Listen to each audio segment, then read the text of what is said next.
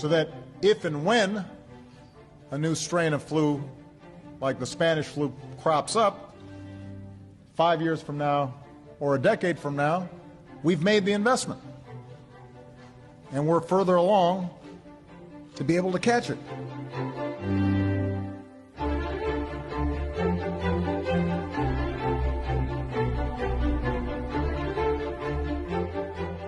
The funding we're asking for is needed to keep strengthening our capacity here at home so we can respond to any future Ebola cases. It's needed to help us partner with other countries to prevent and deal with future outbreaks and threats before they become epidemics. We were lucky with H1N1 that it did not prove to be more deadly.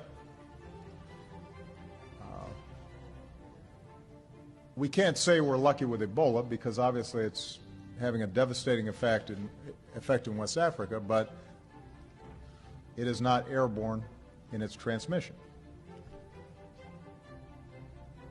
There may and likely will come a time in which we have both an airborne disease that is deadly.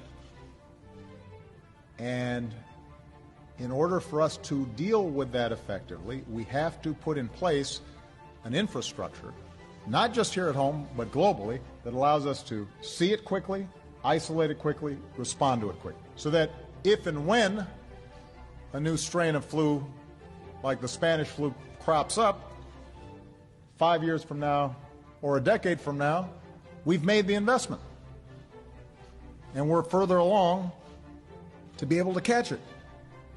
It is a smart investment for us to make. It's not just insurance, it is knowing that down the road we're going to continue to have problems like this, particularly in a globalized world, where you move from one side of the world to the other in a day. So this is important now, but it's also important for our future and our children's future and our grandchildren's future.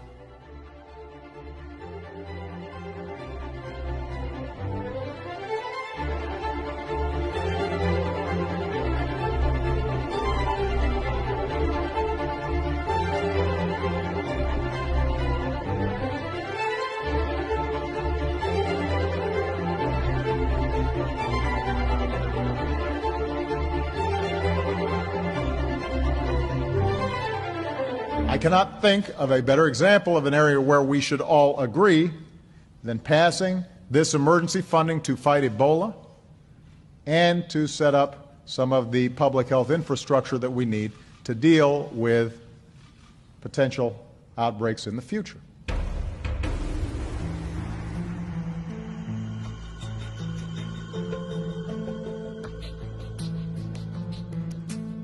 You know, a lot of people think that goes away in April with the heat, as the heat comes in. Typically that will go away in April. At this moment, we think we have it very much in hand.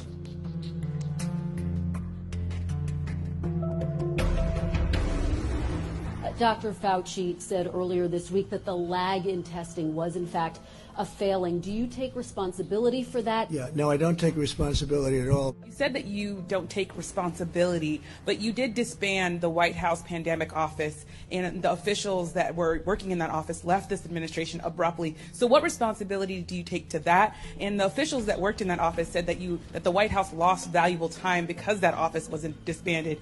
What do you make of that? Well, I just think it's a nasty question because what we've done is, and Tony has said numerous times that we've saved thousands of lives because of the quick closing. And when you say me, I didn't do it. We have a group of people. I could ask perhaps my administration, but I could perhaps ask Tony about that because I don't know anything about it. Some of the people we cut, they haven't been used for many, many years, and if we ever need them, we can get them very quickly. And rather than spending the money, and I'm a business person, I don't like having thousands of people around when you don't need them.